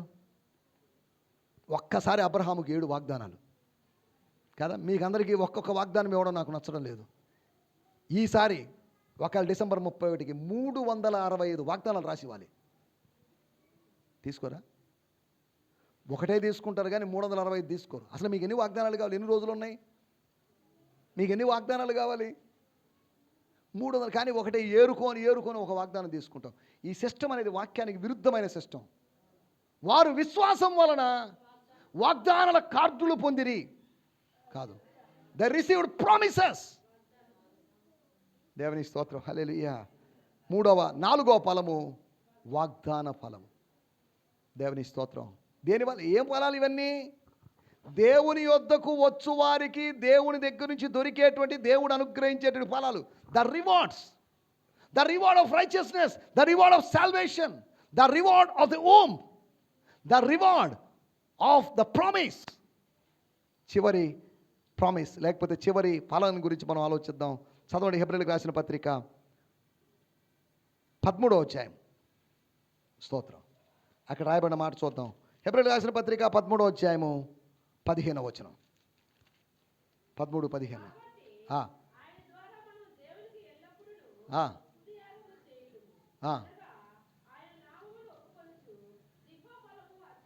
ఏమన్నమాట అంటే? జిహ్వా అంటే నాలుక బలం ఏంటి? స్తోత్రం, ప్రార్థన, సనుగుడు కాదు, గొనుగుడు కాదు, బూతు మాటలు కాదు. ఈ ఫలం ఏంటి? దేవుని దగ్గర ఫలాలు తీసుకొని పోరమ్మా. మామూలుగా అన్ని జనులు ఏం చేస్తారు? ఏం తీసుకోమరా? పూలు పండ్లు పండ్లు తీసుకొని పోతారా లేదా? ఆయన తింటాడా ఏంది? తినేది ఎవరు? మనమే. పూజారి తింటాడు, మనం తింటాం. దేవునికి ఈ కాదు కావాల్సింది, దేవునికి నీ జిహ్వా ఫలం కావాలి. అంటే ఏం చేయాలి? నువ్వు స్తుతించాలి. The fruits of your lips. ఇంతకుముందు నా పెదవుల్లోంచి అపవిత్రమైనటువంటి ఫలాలు వస్తున్నాయి. ఇప్పుడు మీరు తిట్టినా కొట్టినా స్తోత్రం, హల్లెలూయా, లేలుయా అంటున్నాం. ఏరా నన్ను కొడతావేరా అని ఇంతకుముందు నేను ఏదో మాటలు మాట్లాడేవాడిని, వినకూడని భాషను మాట్లాడేవాడిని, అన్పార్లమెంటరీ లాంగ్వేజ్ మాట్లాడేవాడిని, అసఖ్యమైన భాషను మాట్లాడేవాడిని. వారికి పవిత్రమైన పెదవులను ఇస్తాను అని జెఫన్యా గ్రంథంలో రాయబడింది. I will give them A pure language అని రాయబడింది. మనం రక్షింపబడిన తర్వాత మన మాట మారింది. ఇంతకుముందు మాట మారలేదు, ఇప్పుడు మాట. ఇంతకుముందు ఆవేశంతో, ఉద్రేకంతో, రెచ్చిపోయి, రేగిపోయి మాట్లాడేవాళ్ళం. ఇప్పుడు అలా కాదు. వందనాలండి, ప్రైజ్ లార్డ్ అండి. ప్రైజ్ లార్డ్ సిస్టర్, బాగున్నారా? బ్రదర్ బాగున్నారా? సార్ బాగున్నారా? ఇప్పుడు ఎలా మాట్లాడుతున్నాం? తేడా లేదా? తేడా రావాలి. తేడా లేదంటే మనం రక్షింపబడలేదని అర్థం కదా. మన నోరులో మార్పు రావాలి. ఇంతకుముందు అపవిత్రమైన నాలుక, ఇప్పుడు దేవుని వాక్యం ద్వారా శుద్ధీకరించబడిన నాలుక. ఏం జరిగిందట? వాళ్ళు విశ్వాసమును బట్టి ఏం చేస్తున్నారు? జిహ్వా ఫలాన్ని చదవండి. హెబ్రీయులకు రాసిన పత్రిక 13వ అధ్యాయము 21వ వచనం. విశ్వాసమును బట్టి 11:21. విశ్వాసమును బట్టి యాకోబు అవసాన కాలమందు ఆశీర్వదించి తన చేతి కర్ర మొదల మీద ఆనుకొని దేవునికి ఏం చేశాడు? మన హోటల్ దగ్గర ఉండేటువంటి ఆ వెయిటర్స్ చేసినట్టుగా వంగంగి సెక్యూరిటీ వాళ్ళు చేసిన నమస్కారం కాదు. ఏం చేశాడట? దేవునికి ఇంగ్లీష్లో ఏమో రాయబడిందో తెలుసా? He worshipped. ఆయన ఆరాధన చేశాడు. ఎప్పుడు? చర్చిలో ఆరాధన చేశాడని కాదు, ఆర్కెస్ట్రా వాళ్ళందరూ బాగా వేగంగా బీట్ చేస్తున్నప్పుడు, క్వైరోళ్ళు పాడుతున్నప్పుడు అని కాదు. ఎప్పుడంట? విశ్వాసమును బట్టి తన అవసాన కాలము, లాస్ట్ స్టేజ్లో యోసేపు కుమారుడు, రే బాబు రండ్రా అని ఎవరిని ఆశీర్వదించాడట? యోసేపు కుమారుల్లో ఒక్కొక్కరిని ఆశీర్వదించాడు. యోసేపుకి ఎంతమంది కుమారులు? వాళ్ళని ఆశీర్వదించి తన చేతి కర్ర మొదల మీద ఆనుకొని ఏం చేశాడు? దేవా, నాకు ఇచ్చిన సంతానం కొరకే నీకు వందనాలు. యోసేపునే చూస్తాను నేను అనుకోలేదు, ఏకంగా యోసేపు కొడుకులను చూసే అవకాశం నాకు ఇచ్చావు. ఎప్పుడో చచ్చిపోయింటే మన కొడుకుల్లో, మన మనవల్లో చూడగలిగే వాళ్ళమా? యోసేపును చూడలేను అనుకున్నాడు, కానీ 17 సంవత్సరాల తర్వాత యోసేపును చూశాడు కాదా? దేవుని స్తోత్రం, హల్లెలూయా. యోసేపును మాత్రమే కాదు, ఎఫ్రాయిమును చూశాడు. ఎఫ్రాయిమును మాత్రమే కాదు, మనష్షేను చూశాడు. ఎంత గొప్ప సంగతి! దేవుని స్తోత్రం, హల్లెలూయా. ఏం జరిగింది అక్కడ? అతను ఏం చేశాడు? విశ్వాసాన్ని బట్టి, విశ్వాసమును బట్టి ఆరాధన చేశాడు. 2వ కొరింథీ పత్రిక 4వ అధ్యాయం రాయబడింది, విశ్వసించుతున్నాను కనుక మాట్లాడి తిని. విశ్వాసం లేనివాడు మాట్లాడకూడదు. నాకు ఫెయిత్ ఉంది కాబట్టి నేను మాట్లాడుతున్నాను. విశ్వసించి తిని కనుక మాట్లాడి తిని.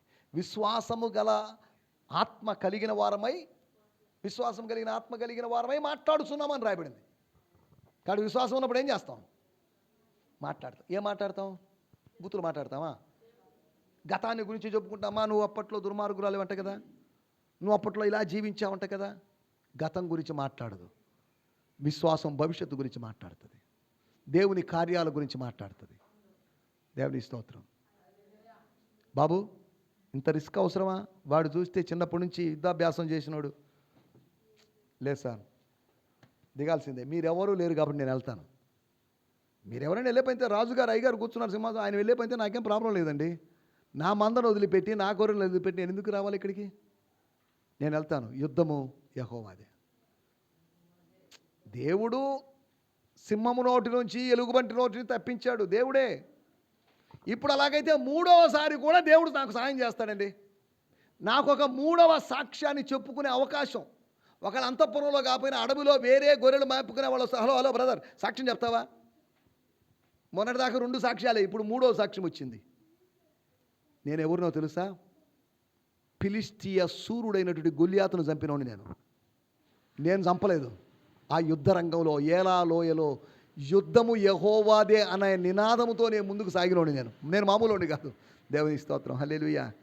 ఒక యుద్ధ నినాదముతో, ఒక స్తోత్రముతో కాదా, ఒక హల్లెలూయాతో, ఆర్భాటంతో ఎరికో చుట్టూ తిరిగారు. 7 రోజుల తర్వాత 7వ రోజు జరిగిన విషయం ఏంటో తెలుసా? వాళ్ళు ఆర్భాటం చేశారు. అప్పుడు ఏమైంది? స్తోత్రం. నీ స్తుతి కేకలు శత్రువు కట్టినటువంటి అదృశ్యమైన గోడలను కోల్చగలదు. నీ జీవితంలో శత్రువు కట్టి, అడ్డుగోడలు కట్టి, నీ ప్రయాణాన్ని ఆపి, నీ ఎదుగుదలను ఆపి ఏదో చేయాలనుకుంటున్నాడు. కానీ ఈ గోడలన్నీ కూలిపోతాయి. ప్రాకారములను పడగొట్టువాడు వారికి ముందుగా పోవును. నీ జీవితంలో ప్రాకారాలని పడగొట్టే దేవుడు నీకు ముందుగా పోతాడు, గుర్తుపెట్టుకోండి. స్తోత్రం, హల్లెలూయా. 5వ విషయం ఏం ఫలం అంటది? జిహ్వ ఫలం. ఎవరి జిహ్వ? రక్షించబడిన వాని జిహ్వ, విశ్వసించిన వాని జిహ్వ ఏం చేస్తుంది? ఆరాధిస్తుంది. స్తోత్రం, హల్లెలూయా. వాళ్ళ గురించి వీళ్ళ గురించి చాడీలు చెప్పదు ఈ నాలుక. ఏమండి?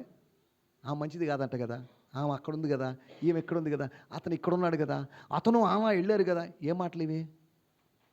ఏం మాట్లాడివి? విశ్వాసపు మాటలేనా? పనికి మాల మాటలు. కొంతమందికి ఏ మాటలు, ఇది మాట్లాడుకుంటేనే కడుపు నెడుతుంది. మనం అటువంటి మాటలన్నీ విడిచిపెట్టేద్దాం. విశ్వాసమును బట్టి యాకోబు తన అవసాన కాలం ముందు ఆరాధన చేసినట్లుగా, by faith he worship. By faith మనం మాట్లాడదాం. విశ్వసించుతున్నాను కనుక నేను మాట్లాడుతుంటుని. హలో, ఓడలో ఉన్న వాళ్ళ గుర్తుపెట్టుకోండి, మీలో ఎవ్వరి వెంట్రుక కూడా నేల రాలదు. చెప్పలేదండి? ఉండవయా మేము ఇంత ప్రమాదం అంటే, పౌలు నీకేమైనా పిచ్చి పట్టిందా? ఎన్ని రోజులు, ఎన్ని నెలలుగా మనం ఈ సముద్రం మీద ఉన్నాం.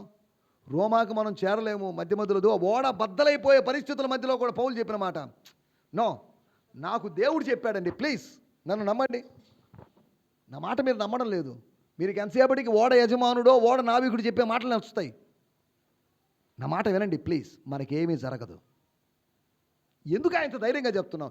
నిన్న రాత్రి నేను సేవించేటువంటి ఆ దేవుని దూత నాతో మాట్లాడాడు. ఊహించి చెప్పడం కాదు, నేను పాజిటివ్ కొటేషన్స్ చెప్పడం కాదు, పాజిటివ్ స్టేట్మెంట్స్ కాదు నేను చెప్పింది. దైవ దర్శనాన్ని బట్టి మాట్లాడుతున్నా నేను. మీలో ఎవ్వరికి ఏం కాదు. ఏమన్నా జరిగితే ఒకటి ఓడకు జరుగుతుందేమో కానీ మీకేం జరగదు. 275 మంది పూచి తను తీసుకున్నాడు. మీ బాధ్యత నాది. తినండి, ఆ రొట్టె తినండి. ఏమండి? అపోస్తల కార్యాలు 27 అధ్యాయాలు. అందరం కళ్ళు మూసుకుందాం, ప్రార్థన చేసుకుందాం.